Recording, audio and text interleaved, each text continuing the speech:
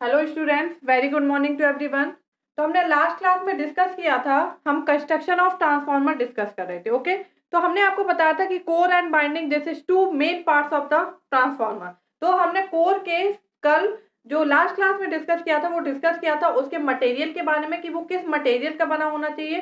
Core जो है वो हमारा उसका स्ट्रक्चर कैसा होना चाहिए, सॉलिड होना चाहिए या फिर थिन लैमिनेशन में होना चाहिए, क्यों हमें ऐसा रखना है, कितना कितना उनके बीच में उसकी जो थिकनेस है वो रखना है, इंसुलेशन प्रोवाइड कराना है, ये सब हम बेसिक डिस्कस कर चुके थे। अब आज हम डिस्कस करते हैं टाइप्स ऑफ कोर स्ट्रक्चर की। जो हमारा कोर होता है उसका स्ट्रक्चर कितने टाइप्स का होता है। ओके, तो जो कोर होती है वो हमारे टू टाइप्स का स्ट्रक्चर होता है हमारा उसका। ओके, एक तो क्या होता है हमारा core type and next one जो हम नाम देते हैं वो देते हैं सेल टाइप ट्रांसफार्मर। मतलब कोर के टाइप के अकॉर्डिंग, कोर के स्ट्रक्चर के अकॉर्डिंग ही हमारा ट्रांसफार्मर का नाम पड़ता है। तो बोला जाता है कि जो ट्रांसफार्मर है वो कितने टाइप के होते हैं, तो एक होता है कोर टाइप और एक होता है सेल टाइप ट्रांसफार्मर, अगर कंस्ट्रक्शन पॉइंट ऑफ व्यू से बात करें। अदरवाइज हम क्या बोलते हैं, स्टेप अप ट्रांसफार्मर होता है एंड स्टेप डाउन ट्रांसफार्मर। मतलब अगर हम उसके आउटपुट जो हमें मिल रहा है उसके अकॉर्डिंग बात करते हैं तो स्टेप अप स्टेप डाउन, और अगर हम कंस्ट्रक्शन पॉइंट ऑफ व्यू से बात करते हैं तो जो कोर है हमारा वो जिस टाइप का बना होगा उसके अकॉर्डिंग बात होती है। तो अगर कोर टाइप जो हमारा कोर है वो कोर टाइप का बना है तो कोर टाइप ट्रांसफार्मर, और अगर उसका कंस्ट्रक्शन जो है वो सेल टाइप से है तो वो क्या कहलाएगा, सेल टाइप ट्रांसफार्मर। ओके, तो पहले हम देखते हैं कि कोर टाइप ट्रांसफार्मर जो होता है इसका कंस्ट्रक्शन कैसे होता है। तो जो कोर टाइप ट्रांसफार्मर है उसमें हम कैसे बनाते हैं, वो कुछ हमारा इस तरीके से होता है। ओके, इस तरीके से हम क्या करते हैं, कोर उसका फॉर्म करते हैं। इसके बाद क्या होता है, जो कोर है उस पर क्या होगा, हमारा बाइंडिंग्स लिपटी हुई होंगी। तो जो बाइंडिंग्स होती है वो कैसे हम रखते हैं, यहाँ लो वोल्टेज बाइंडिंग होगी सपोज, ठीक है। फिर क्या होती है, हाई वोल्टेज बाइंडिंग, अल्टरनेट लेते हैं हमारा। ओके, तो यहाँ भी क्या होगी, लो वोल्टेज बाइंडिंग, ये क्या होगी, हाई वोल्टेज बाइंडिंग। यहाँ क्या बनाएंगे, लो वोल्टेज, फिर क्या होगी, हाई वोल्टेज बाइंडिंग। तो ये इस तरीके से होता है। Okay, low voltage high voltage, low voltage high voltage, ये low voltage and high voltage, ठीक है। दो ही बाइंडिंग होती है, या तो लो वोल्टेज या हाई वोल्टेज, फिर ऐसे ही हमारी क्या है और बढ़ते जाएगा। इनके बीच में क्या होता है, हमारा इंसुलेशन होता है। ये जो बीच में है वो हम क्या प्रोवाइड कराते हैं, इंसुलेशन प्रोवाइड कराते हैं इन सब के बीच में, क्योंकि हमने आपको बताया था कि जो हमारे लैमिनेशन इनके बीच में क्या है, हमें इंसुलेशन देना होता है ताकि ये क्या करें, एक दूसरे से हमारी बाइंडिंग जो है वो टच ना हो। अगर हम इंसुलेशन प्रोवाइड नहीं कराएंगे तो जो हमारी ये दोनों बाइंडिंग है, both winding low voltage and high voltage, they are touch to each other, ये क्या होंगी, एक दूसरे से टच होंगी। और अगर ये एक दूसरे से क्या होंगी, टच होंगी, तो उसके कारण क्या होगा, एक करंट फ्लो होने लगेगा, ठीक है। और यहाँ पे हम क्या चाहते हैं कि कोई भी करंट हमारा क्या हो, इनके बीच में फ्लो ना हो, क्योंकि हम करंट मतलब फ्लक्स क्या होता है, इनके बीच में फ्लो होता है। हमारा फ्लक्स क्या होता है, यहाँ से यहाँ जो हमारा पाथ है, फ्लक्स हमारा यहाँ पे फ्लो होगा हमारा, इनके बीच में कोई करंट फ्लो ना हो, इसलिए हम क्या करते हैं, इन दोनों, जैसे हमने जो स्टील लैमिनेशंस लगाए थे उनके बीच में भी इंसुलेशन प्रोवाइड कराया था हमारा, ऐसे ही हम क्या करते हैं, जो बाइंडिंग है इनके बीच में इंसुलेशन प्रोवाइड कराते हैं ताकि ये दोनों एक दूसरे से के कांटेक्ट में ना आए और हमारा कोई भी एडी करंट फ्लो ना हो। ओके, तो हम इस तरीके से इनकी बाइंडिंग रखते हैं कि पहले कोर के पास लो वोल्टेज बाइंडिंग रखेंगे, फिर हाई वोल्टेज बाइंडिंग रखते हैं। ओके, अब अगर यहाँ पे क्रॉस करंट है, सपोज क्रॉस मतलब हमने आपको बताया जब डीसी मशीन पढ़ाई है, क्रॉस मतलब करंट अंदर जा रहा है, तो यहाँ से अंदर घुस रहा है तो यहाँ से क्या होगा, बाहर निकलेगा। तो अगर यहाँ क्रॉस है तो यहाँ क्या होगा, डॉट होगा, और यहाँ क्या होगा, क्रॉस होगा। क्योंकि जो लो वोल्टेज बाइंडिंग है और हाई वोल्टेज बाइंडिंग है, इन दोनों में जो करंट का फ्लो होता है वो क्या होता है, अपोजिट होता है टू ईच अदर। ओके, जो लो वोल्टेज बाइंडिंग होती है एंड हाई वोल्टेज बाइंडिंग, इन दोनों में both current flow are opposite to each other, दोनों में जो करंट का फ्लो होता है वो एक दूसरे से क्या होता है, हमारा अपोजिट होता है दोनों में। अगर इसमें अपवर्ड हो रहा है लो वोल्टेज बाइंडिंग में तो इसमें क्या होगा, हमारा डाउनवर्ड होगा। ओके, सपोज यहाँ पे ये क्या है, क्रॉस, अगर ये क्रॉस है तो इसमें कैसे करंट फ्लो होगा, ये ऐसे फ्लो होगा हमारा, हम ऐसे देखते हैं ना थंब रूल से, क्रॉस मतलब अंदर जाए, तो ये क्या होगा, ऐसे बनेगा। मतलब ये ऐसे एंटी क्लॉकवाइज बनेगा, मतलब ये ऐसे जा रहा है। तो यहाँ पे डॉट होना चाहिए, तो ये कैसा जाएगा हमारा, डाउनवर्ड जाएगा हमारा। तो ये अपवर्ड है, ये डाउनवर्ड है, मतलब दोनों क्या कर रहे हैं, एक दूसरे का अपोज कर रहा है। तो इन दोनों में जो करंट फ्लो होता है वो कैसा होता है, एक दूसरे के अपोजिट। तो आपको सिंपल दे दिया जाएगा कि हमारी जो लो वोल्टेज वाइंडिंग में अगर उसमें डॉट है तो हाई वोल्टेज में क्या होना चाहिए, क्रॉस, मतलब दोनों में अपोजिट करंट क्या होता है, हमेशा फ्लो करता है। अब जो ये हमारी बाइंडिंग्स है, बाइंडिंग किससे मिलकर बनी होती है, नंबर ऑफ टर्न्स से। जितने ज्यादा हमारे क्या होंगे, जितने टर्न्स होंगे, जैसे ये लो वोल्टेज लिया, हाई वोल्टेज, तो ये एक टर्न है, ठीक है। इसमें सपोज 2 टर्न ले लिए, ये हमारे 4 टर्न हो गए, क्योंकि जितना ज्यादा नंबर ऑफ टर्न्स होते हैं उतना ज्यादा क्या होता है, वोल्टेज होता है। Number of turns is directly proportional to voltage. जितने ज्यादा नंबर ऑफ टर्न्स होंगे उतना ज्यादा क्या होता है, वोल्टेज होता है। तो टोटल टर्न, सपोज किसी मशीन में हमारा दिए हैं कि टोटल टर्न्स कितने हैं, 100 टर्न। तो टोटल टर्न क्या होते हैं, दोनों राइट साइड और लेफ्ट साइड, ये क्या है, राइट साइड और ये लेफ्ट साइड, टोटल टर्न दोनों में क्या होते हैं, डिवाइड हो जाते हैं। तो 50 टर्न यहाँ होंगे, तो 50 टर्न क्या होंगे, यहाँ होंगे। इस तरीके से हम क्या करते हैं, वाइंडिंग बनाते हैं। तो अगर ये लो वोल्टेज वाइंडिंग है तो यहाँ कम टर्न होंगे, हाई वोल्टेज में ज्यादा होंगे, जितने ज्यादा टर्न होंगे उतना वोल्टेज। फिर हम क्या करेंगे, यहाँ पे लो वोल्टेज रखेंगे, फिर हाई वोल्टेज रखेंगे, इस तरीके से बनाएंगे जब तक ये क्या हो, टोटल टर्न 50 ना हो जाए। सपोज 100 की बाइंडिंग मान के चल रहे हैं तो, और 50 ऐसे क्या होंगे, यहाँ होंगे, ठीक है। तो जो टोटल टर्न होते हैं वो क्या होते हैं, आधे आधे क्या होते हैं, डिवाइड हो जाते हैं। ओके, तो यहाँ पे क्या है, नंबर ऑफ टर्न्स क्या है, डायरेक्टली प्रोपोर्शनल है वोल्टेज के। और जो हमारा इंसुलेशन होता है वो क्या होता है, डायरेक्टली प्रोपोर्शनल होता है हमारा किसके, वोल्टेज के। तो जितना ज्यादा हमारा क्या होगा, वोल्टेज होगा, उतना ही ज्यादा क्या होगा, हमें इंसुलेशन प्रोवाइड करना पड़ेगा है। और जो नंबर ऑफ टर्न्स है वो किसके डिपेंड है, वोल्टेज पे। तो सपोज 100 वोल्ट है, मतलब सेम 100 वोल्ट की हम बात कर रहे हैं, यही हम सेम सेल टाइप में बात करेंगे, डिस्कस करेंगे दोनों को जब कंपेयर कर रहे हैं। तो अगर 100 वोल्ट की हम बात कर रहे हैं तो 50 यहाँ 50 यहाँ, आधा आधा। सपोज 1 वोल्ट पे एक नंबर ऑफ टर्न चाहिए, तो सपोज 100 टर्न चाहिए है, तो 50 यहाँ हो गए और 50 हमारे क्या, आधे आधे डिवाइड हो गए। तो इंसुलेशन भी क्या होगा, यहाँ पे हमें कम लगेगा। और अगर पूरे टर्म्स एक ही जगह पे होंगे हमारे, तो यहाँ इंसुलेशन क्या होगा, ज्यादा होगा। तो इसमें क्या होता है, इंसुलेशन की जो रिक्वायरमेंट होती है वो क्या होती है, हमारी कम होती है। ओके, ये हमारा सिंपल की 4 टाइप का कंस्ट्रक्शन हमारा किस टाइप से होता है। अगर हम सेल टाइप की बात करें इसी में, तो सेल टाइप का कंस्ट्रक्शन कैसे होता है हमारा, सेल टाइप जो हम बनाते हैं वो हमारा कुछ इस तरीके से होता है। ये हमारा ऐसे रहता है हमारा, ठीक है। सेल टाइप जो ट्रांसफार्मर होता है उसका कंस्ट्रक्शन कुछ ऐसे रहेगा।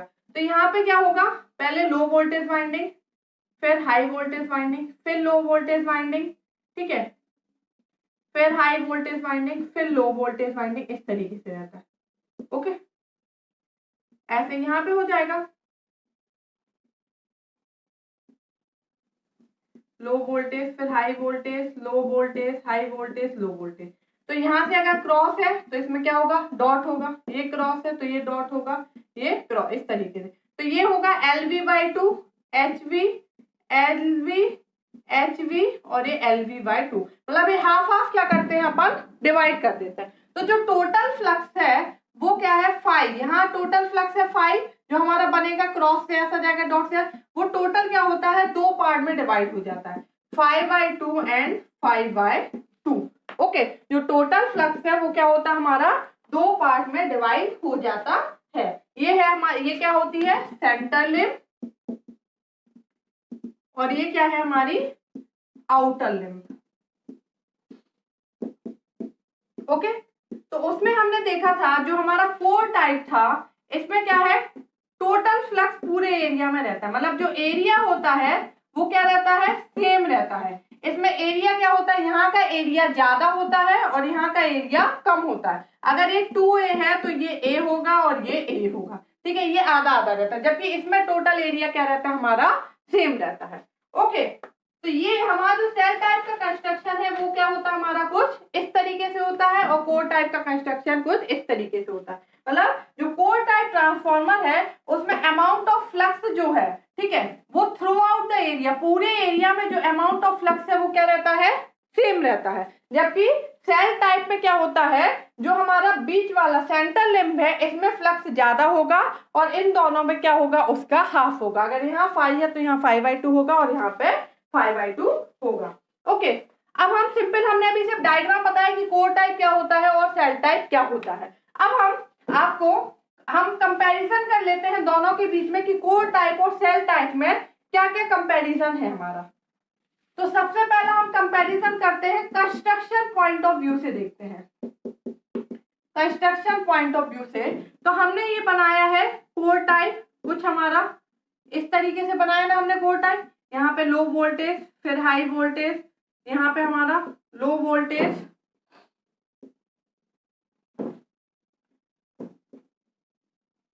ये लो वोल्टेज वाइंडिंग, फिर हमारी हाई वोल्टेज। तो इसमें आप क्या देखना है कि जो हमारा कोर है, ये हमारी क्या है, कोर है, ये क्या है, बाइंडिंग के सराउंडेड है। दोनों साइड क्या है, बाइंडिंग है और बीच में क्या है, हमारा कोर है। जबकि वही आपने सेल टाइप में देखा, सेल टाइप में क्या है हमारा, यहाँ पे बाइंडिंग्स है और यहाँ क्या है, कोर है। ठीक है, तो इसमें क्या होता है, कोर सराउंडेड द बाइंडिंग। ठीक है, कोर जो है वो बाइंडिंग के क्या है, चारों तरफ है। जबकि इसमें क्या देखा आपने कि binding surrounded the core, binding surrounded the core, binding जो है वो कोर के चारों, तो ये पूरी कोर इसके चारों तरफ है और यहाँ पे क्या है, ये बाइंडिंग है। ठीक है, तो पहला कंस्ट्रक्शन पॉइंट ऑफ व्यू से आप देखेंगे तो इनके बीच का क्या हो गया, ये अंतर हो गया कि इसमें कोर सराउंडेड द बाइंडिंग है और इसमें बाइंडिंग सराउंडेड द कोर है। ओके, दूसरी चीज क्या है हमारी, यहाँ पे जो फ्लक्स है, ये जो फ्लक्स है हमारा, मतलब जो हमारा टोटल वोल्टेज है वो आधा आधा डिवाइड हो गया, आधी बाइंडिंग इधर है, आधी बाइंडिंग इधर है हमारा। तो अगर हम सेम वोल्टेज रेटिंग की बात करें, सेम वोल्टेज रेटिंग, ठीक है, मतलब दोनों के लिए सपोज 100 वोल्ट की बात करें तो 50 टर्न यहाँ ले लेंगे, 50 टर्न यहाँ ले लेंगे, तो आधा आधा टर्न्स हमें रिक्वायर्ड हुआ। जबकि इसमें टोटल की टोटल क्या है, एक साथ है हमारे। ठीक है, तो यहाँ पे जो इंसुलेशन होगा उसकी रिक्वायरमेंट क्या होगी, हाई होगी, ज्यादा होगी। जबकि यहाँ पे जो इंसुलेशन होगा उसकी रिक्वायरमेंट क्या होगी, लो होगी, कम होगी। क्योंकि हमने आपको बताया कि जो हमारे वोल्टेज है, हम ऑलरेडी अभी इसके पहले ही हमने डिस्कस किया कि वोल्टेज डायरेक्टली प्रोपोर्शनल होता है नंबर ऑफ टर्न्स के, और जो इंसुलेशन होता है वो डायरेक्टली प्रोपोर्शनल होता है किसके, वोल्टेज के। तो सेम वोल्टेज रेटिंग के लिए नंबर ऑफ टर्न्स भी सेम होंगे। तो अगर हम सेम वोल्टेज रेटिंग के लिए बात करें तो इसमें जो नंबर ऑफ टर्न्स है वो आधे आधे डिवाइड हो जाते हैं, आधे राइट साइड आधे लेफ्ट साइड। तो यहाँ पे जो इंसुलेशन होगा वो भी कम रिक्वायर्ड होगा, जबकि इसमें एक साथ रहते हैं तो इसमें इंसुलेशन की जो रिक्वायरमेंट होगी वो क्या होगी, ज्यादा होगी। ओके, तो ये हो गया हमारा पहला कंस्ट्रक्शन पॉइंट ऑफ व्यू से।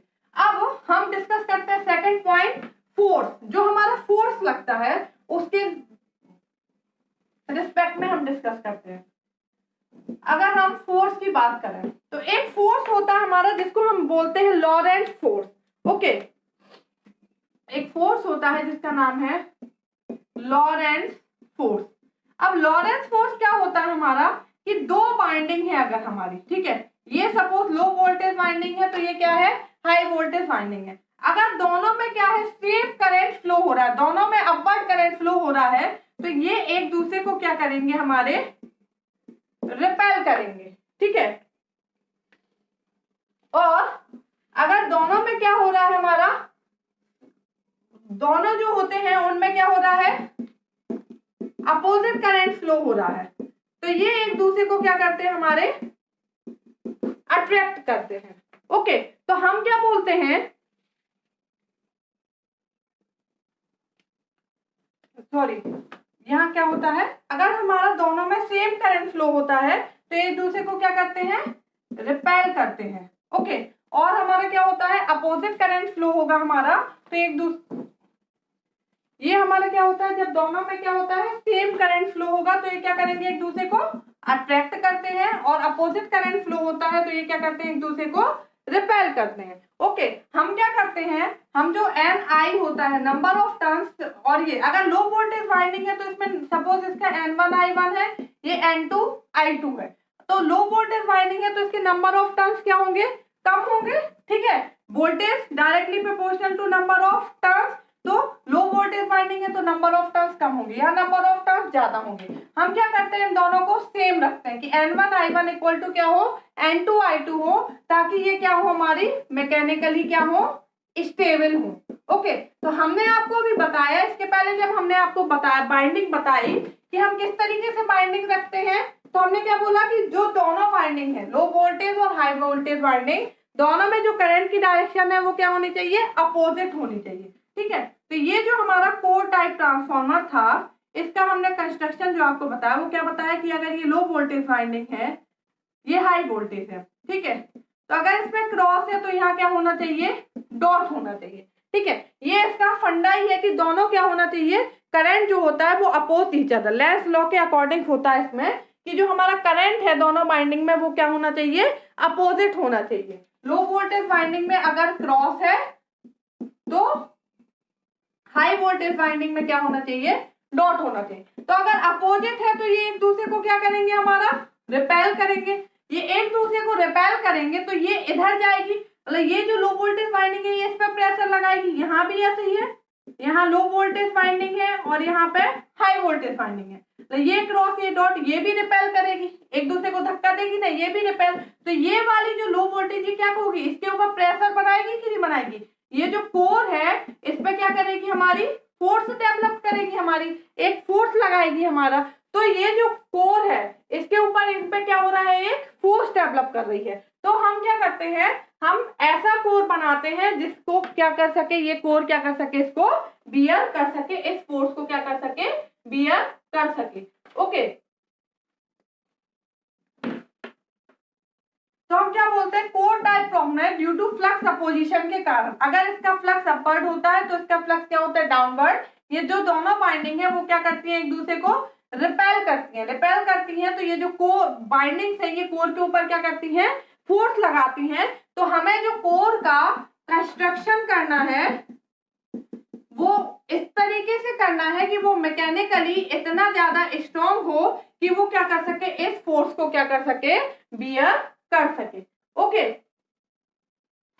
तो हम क्या बोलते हैं हमारा कि वो क्या इस फोर्स को क्या कर सके, बियर कर सके।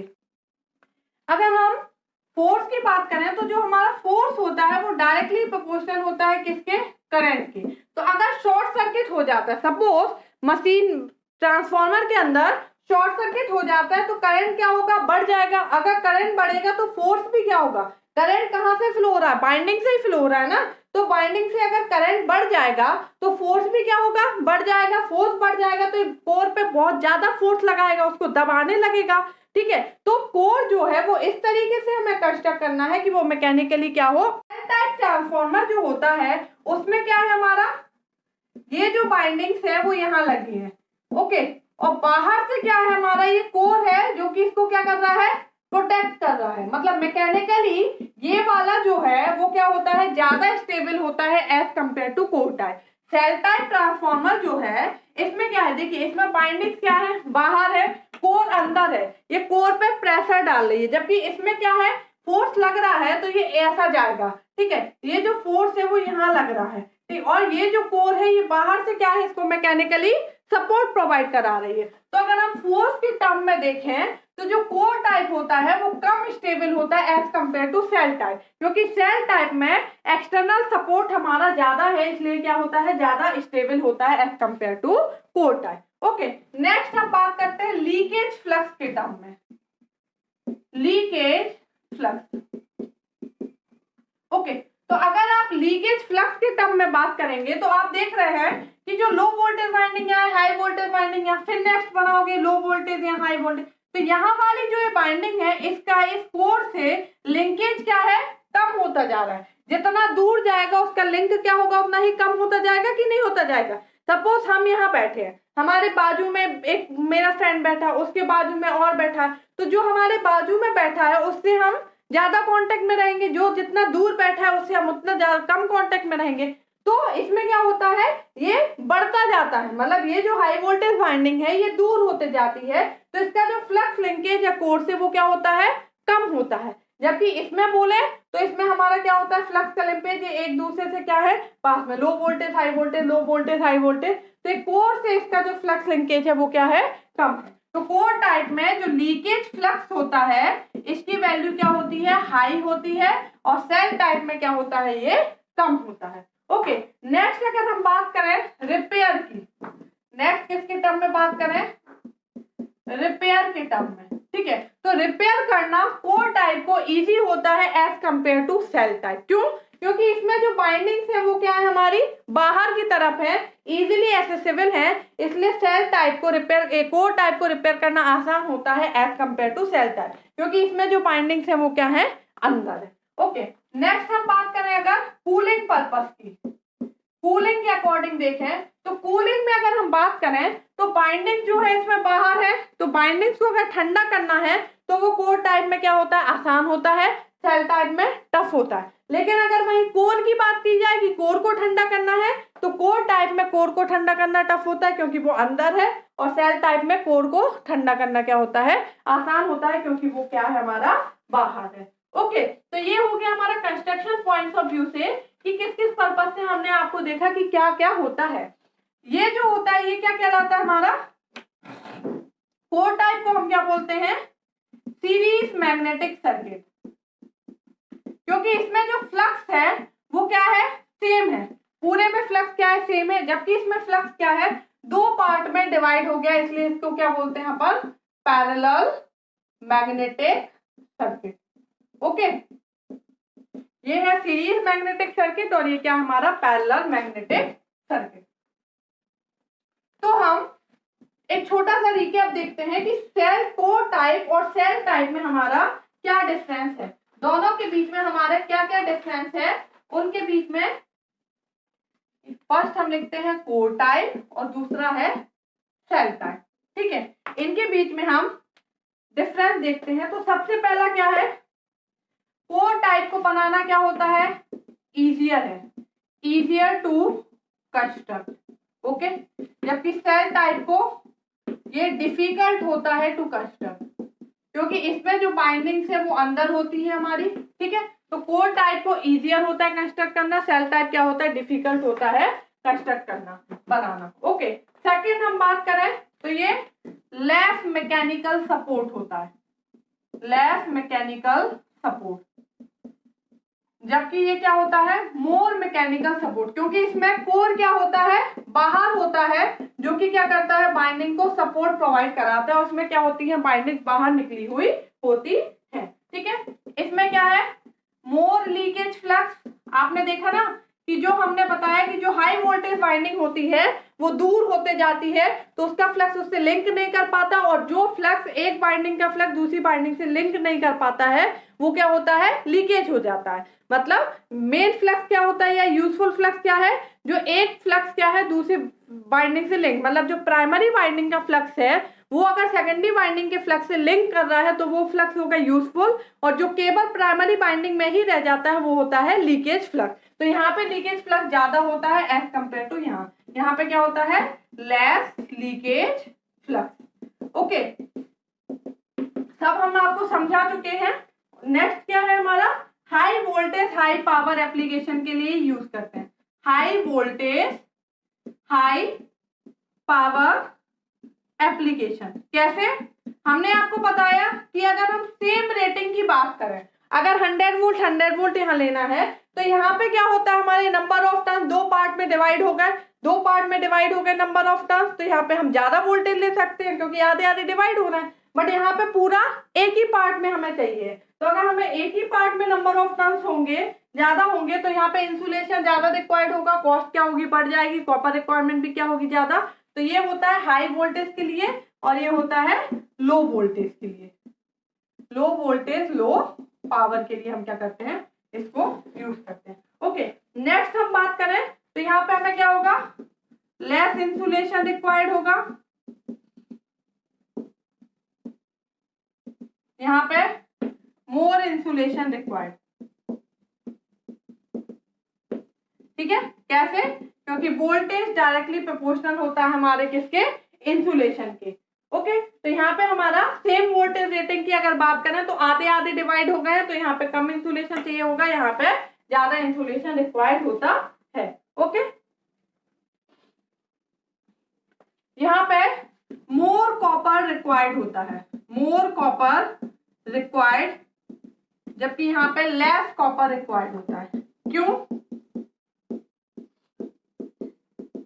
क्योंकि कोर टाइप में क्या हो रहा है हमारा, यहाँ देखिए कोर टाइप में जो हमारी बाइंडिंग्स है वो इस तरीके से, ये है, फिर इसके बाद ये है, तो ये लपेटने के लिए तो ये इतना मोटा हो रहा है कि नहीं, कोर बीच में आ रहा है, तो कॉपर क्या होगा, ज्यादा होगा, बाइंडिंग तो ऐसे लपेटी जाएगी ना, तो पहले लो वोल्टेज बाइंडिंग फिर हाई, फिर और आगे जाएगा और लो वोल्टेज और हाई, तो ये कॉपर की रिक्वायरमेंट क्या है, बढ़ते जा रही है। जबकि इसमें जो बाइंडिंग्स हैं वो हमारी कैसे है, ऐसे लिपटी है, लो वोल्टेज फिर हाई वोल्टेज, तो यहाँ कॉपर की रिक्वायरमेंट क्या है, कम है, क्योंकि बीच में कोर हमारा नहीं आ रहा है, तो यहाँ ज्यादा कॉपर रिक्वायर्ड होता है, यहाँ पे कम कॉपर रिक्वायर्ड होता है। ठीक है, लास्ट क्या है यहाँ पे, बाइंडिंग सराउंड द कोर,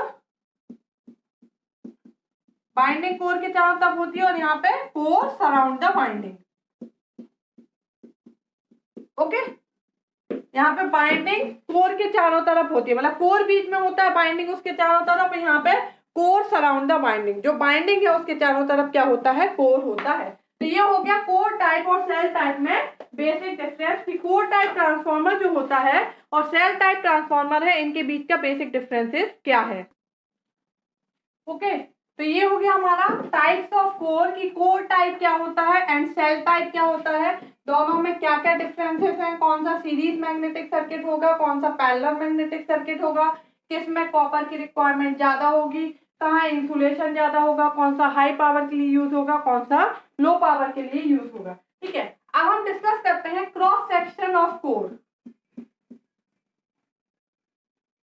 कि जो हमारा कोर होता है उसका क्रॉस सेक्शन कैसा होता है, कि वो रेक्टेंगुलर शेप में होता है या सर्कुलर शेप में होता है या किस शेप में हम बनाते हैं। ओके, तो अगर हम स्मॉल ट्रांसफार्मर की बात करें, okay, in case of small transformer, तो जो हमारा कोर होता है उसका शेप कैसा होता है, रेक्टेंगुलर होता है। ओके, कोर जो हम यूज करते हैं वो कैसा होता है हमारा, रेक्टेंगुलर होता है। इस तरीके से कुछ हमारा कोर रहेगा।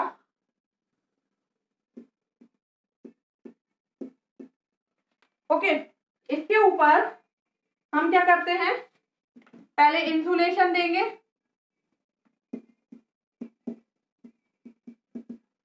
फिर हमारा क्या होगा, पहले हमने क्या बोला था, लो वोल्टेज वाइंडिंग आएगा, फिर क्या करते हैं, इंसुलेशन देते हैं, फिर क्या होता है, हाई वोल्टेज वाइंडिंग आएगा, फिर इंसुलेशन देंगे। तो इस तरीके से बनाएंगे, ये थिन स्टील लैमिनेशन से, इनके बीच में भी क्या होगा, इंसुलेशन होगा, ये कोर हो गया, उसके ऊपर पहले इंसुलेशन, फिर लो वोल्टेज वाइंडिंग, फिर इंसुलेशन, फिर हाई वोल्टेज वाइंडिंग, फिर इंसुलेशन, इस तरीके से बनेगा। तो ये हम कहाँ पे यूज करते हैं, स्मॉल ट्रांसफार्मर में यूज करते हैं। क्यों? क्योंकि यहाँ पे जो एरिया होता है वो क्या होता है, ज्यादा रिक्वायर्ड होता है हमें। अभी हम बात करेंगे लास्ट ट्रांसफार्मर में, वहां पे हम सर्कुलर, अगर हम सर्किल का एरिया देखें और रेक्टेंगल का एरिया देखें, तो सर्किल का एरिया क्या होता है, कम होता है एज कंपेयर टू रेक्टेंगल के एरिया के। तो इसमें एरिया जो होता है वो ज्यादा रिक्वायर्ड होता है, एरिया ज्यादा होगा तो जो कॉपर की रिक्वायरमेंट होगी वो भी क्या होगी, ज्यादा होगी, तो कॉस्ट क्या होगी, बढ़ जाएगी, इफिशियंसी क्या होगी सिस्टम की,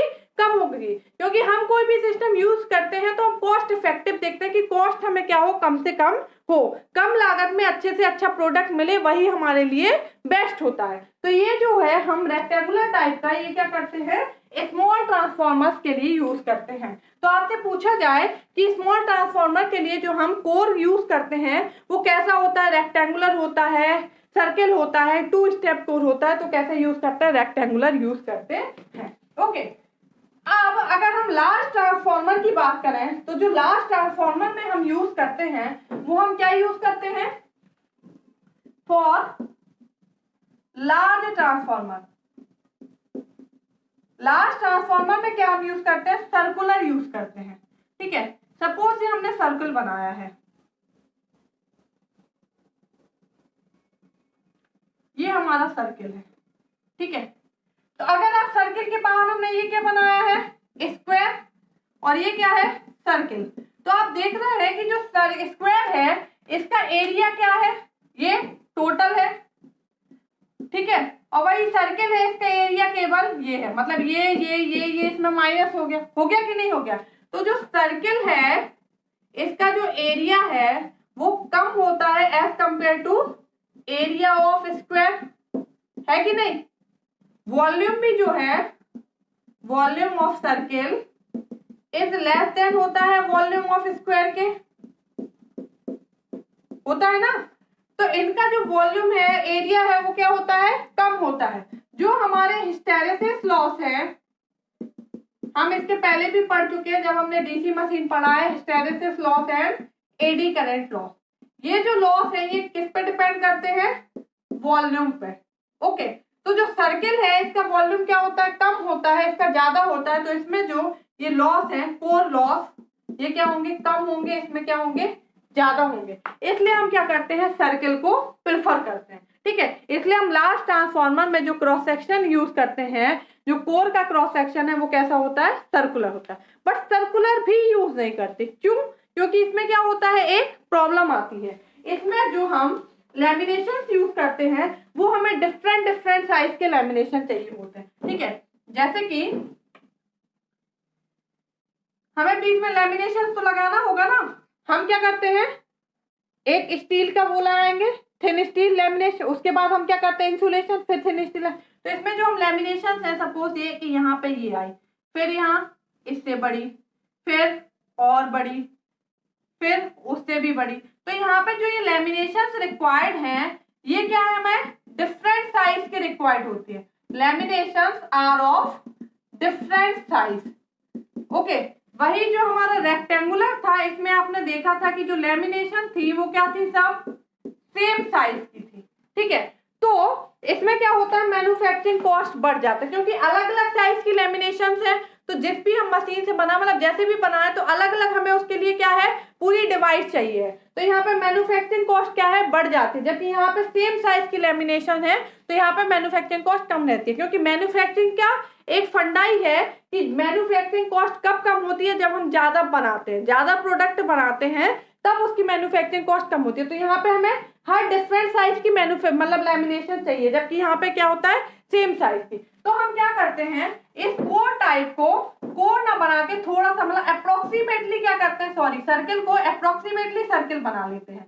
ठीक है, अप्रोक्सीमेटली सर्किल कैसे बनाते हैं, हम कुछ ऐसे कर लेते हैं, मतलब कुछ इस टाइप से कि ये हम कैसे बना लेते हैं, ऐसे बना लेते हैं, 2 स्टेप्ड कोर के फॉर्म में बना लेते हैं कि ये इस तरीके से आ जाएगा ऐसे। अगर हम ऐसा यूज कर लें अप्रोक्सीमेटली सर्किल, तो अब इसमें क्या है, 2 टाइप की लैमिनेशन चाहिए, एक तो इस साइज की और एक हमारी इस साइज की। ठीक है, केवल क्या है, 2 साइज की लैमिनेशन चाहिए। तो अब इसकी कॉस्ट क्या होगी, कम हो जाएगी, एरिया भी कम है, वॉल्यूम भी कम है, तो ये सबसे ज्यादा प्रेफरेबल होता है। तो हम क्या बोलते हैं, लार्ज ट्रांसफार्मर में जो हम यूज करते हैं वो कैसा यूज करते हैं, 2 स्टेप्ड कोर यूज करते हैं। ठीक है, या फिर हम इसी को क्या बोलते हैं, क्रूसीफॉर्म कोर भी बोलते हैं, क्रूसीफॉर्म कोर। ओके, तो ये आपसे कई बार ये नाम दे दिया जाएगा, आप सोचोगे क्या है। तो हम जो यूज करते हैं कोर, वो कौन सा यूज करते हैं, 2 स्टेप्ड कोर या फिर क्रूसीफॉर्म कोर का यूज करते हैं। ओके, तो यहाँ पे जो लेंथ है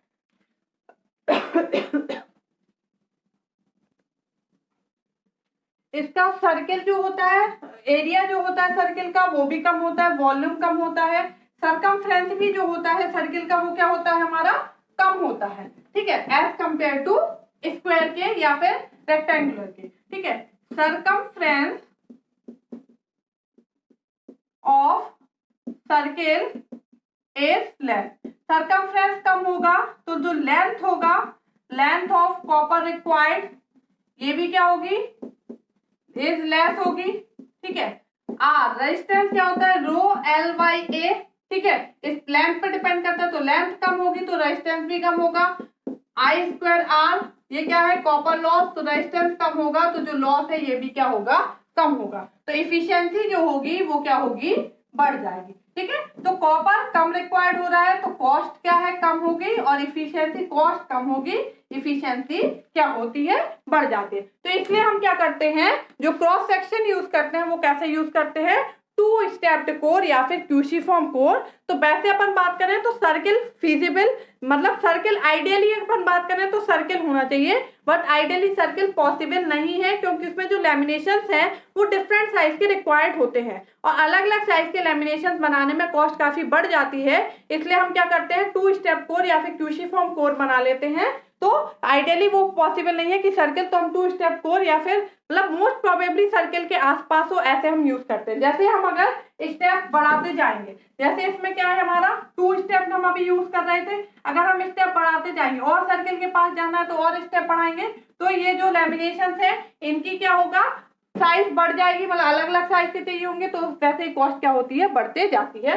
तो हम क्या यूज करते हैं, टू स्टेप या फिर क्यूसीफॉर्म कोर का यूज करते हैं। उनके इतने सारे एडवांटेज हैं, हमने देख लिए। ओके, अब हम जो रेक्टेंगुलर क्रॉस सेक्शन की अगर हम बात करें, तो हम जब रेक्टेंगुलर बनाते हैं तो हम क्या करते हैं, जो कोर टाइप है उसमें हमने आपसे बोला कि अगर हम रेक्टेंगुलर की बात करते हैं, ठीक है, अगर हम रेक्टेंगुलर क्रॉस सेक्शन की बात करते हैं तो हम सीधा रेक्टेंगल के फॉर्म में उसको नहीं रखते हैं। जो हमारे लैमिनेशंस होते हैं वो दो टाइप के होते हैं, एक तो होता है एल शेप्ड और एक होता है हमारा क्या, आई शेप्ड लैमिनेशन। ओके, तो हम जो लैमिनेशन रखते हैं वो या तो एल शेप्ड रखते हैं या आई शेप्ड। एल शेप्ड कैसा, एक एल ऐसा बना लेंगे और उसको क्या करेंगे, जोड़ देंगे, ठीक है। दूसरा एल हम कैसे बनाएंगे, एक हम इस टाइप से एल बना लेंगे, यहां से ये और ये भी एल है कि नहीं है, एक ऐसा एल है और एक ऐसा एल है, दोनों को जोड़ दिया तो क्या होगा, रेक्टेंगल बन गया कि नहीं बन गया। तो हम इस तरीके से जोड़ते हैं, एल एल शेप के ऐसे जोड़ देंगे, ना कि टोटल हमारा रेक्टेंगल होता है, क्योंकि पतले पतले हमने बोला ना कि लेमिनेशंस के फॉर्म में क्या करते हैं, फिर उनको क्या करते हैं, एक साथ जोड़ते हैं। तो हम ये जो हमारे लेमिनेशंस हैं इनसे जब फ्लक्स पास होता है तो इनका जो शेप है वो क्या होता है, चेंज होता है। इनका जब शेप क्या होता है, चेंज होता है, तो उनमें से क्या होता है, एक साउंड प्रोड्यूस होती है जिसको हम क्या बोलते हैं, मैग्नेटोस्ट्रिक्शन।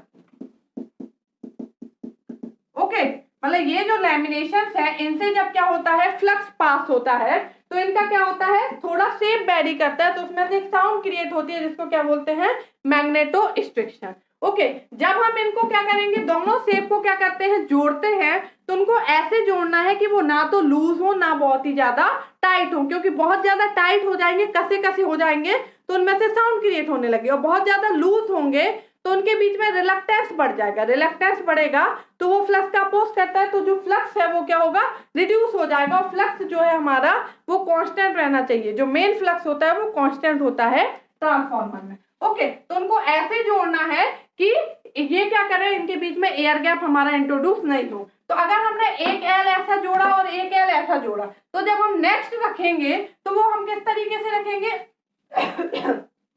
वो हम कुछ इस तरीके से रखते हैं, जैसे हमने एक एल ऐसा रखा और एक एल हमने कैसा रखा है, यहाँ पे ऐसा रखा, ठीक है। तो अगली बार हम जब एल रखेंगे तो वो हम किस तरीके से रखेंगे, वो कुछ ऐसे रखेंगे, एक ऐसे रख देंगे और एक हमारा ऐसे रखेंगे, ताकि इनके बीच में जो हमारा, हर बार हम सेम नहीं रखेंगे, क्योंकि हर बार हम ऐसे ही ऐसे रखेंगे तो जो एयर गैप है वो क्या होगा, हमारा इंक्रीज हो जाएगा, हमारा एयर गैप इंक्रीज होगा तो रिलक्टेंस बढ़ जाता है, ठीक है। तो हम इसको क्या करेंगे, चेंज कर करके, एक बार ऐसे ऐसे रखा तो अगली बार हम ऐसे और फिर हम ऐसे रखेंगे, ठीक है, उसको हम चेंज करके रखेंगे ताकि जो एयर गैप है एरिया वो क्या हमारा ज्यादा ना बढ़े। तो किस तरीके से रखते हैं, या तो एल शेप्ड में काट के लेमिनेशंस को ज्वाइन कर देते हैं तो रेक्टेंगल बन जाएगा, या फिर आई शेप में।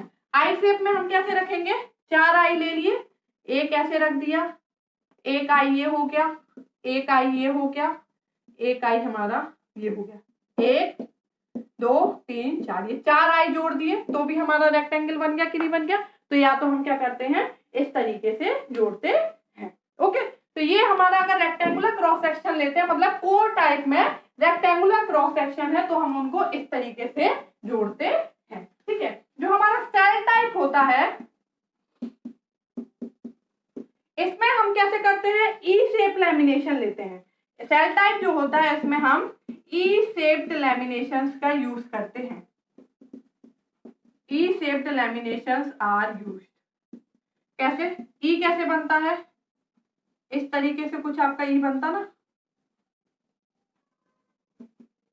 ये ई है कि नहीं है। ऐसे ही सेम एक ई यहां से ले लेंगे,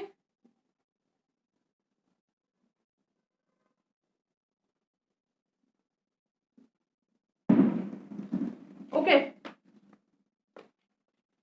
ये हमने ऐसे जोड़ दिया, ये ई हो गया हमारा। और एक हम जैसा ये ई है जस्ट ऐसा अपोज से रख देंगे, ये हमारा यहाँ से ऐसा आएगा और एक हम यहाँ पे ऐसा बनाएंगे, यहाँ से ई गया, ये ऐसा होगा, होगा ना, ये यहाँ से प्लेन, फिर ये ऐसा, फिर ये ऐसा। ये देखो यहाँ से ये ई दिख रहा कि नहीं, ये फिर ये आ जाएगा हमारा, और ये मतलब दो ई लेंगे, एक ऐसा लेंगे सिंपल और एक ऐसा लेंगे, और इन दोनों को एक दूसरे के ऊपर रख देंगे, तो ये हमारा क्या होता है, सट जाता है। तो ये देखो ये सैंडविच टाइप आ गया, जैसे हमने बनाया था। सेल टाइप हमने कैसे बनाया, ऐसे ही तो बनाया है ना हमारा। ये ई शेप है कि नहीं है, अगर आप ऐसे देखोगे तो ई शेप है, तो ये दो ई लेके इनको जोड़ देते हैं, तो ये हमारा इस टाइप से बन जाएगा। ठीक है, तो मेरा सिंपल सा मतलब है बताने का, मैं बहुत डिटेल में इसलिए बता रही हूँ क्योंकि इनसे थ्योरेटिकल जो एग्जाम होते हैं उनमें पूछे जाते हैं। तो जो रेक्टेंगुलर टाइप है या कोर टाइप है, उनमें जो लैमिनेशन अपन जोड़ते हैं वो या तो एल शेप में होते हैं या आई शेप में होते हैं, डायरेक्ट नहीं जोड़ते हैं कि हमने लिए और सीधे जोड़ दिए उनको। और जो सेल टाइप होता है उसमें सिंपल ई शेप लैमिनेशन यूज करते हैं। ओके, तो ये हो गया हमारा कोर का कंस्ट्रक्शन, कि कोर हमारा कौन सा मटेरियल से बना है, कैसे उनमें लैमिनेशन जोड़ते हैं, उसका शेप क्या होना चाहिए, कोर टाइप ट्रांसफार्मर क्या है, सेल टाइप ट्रांसफार्मर क्या है। ओके, तो ये होल डिस्कशन था कोर के बारे में। नेक्स्ट हम क्लास में डिस्कस करेंगे बाइंडिंग्स ऑफ ट्रांसफार्मर की, जो बाइंडिंग है वो कितने टाइप की होती है, कैसे बाइंडिंग्स को अरेंज किया जाता है। Thank you.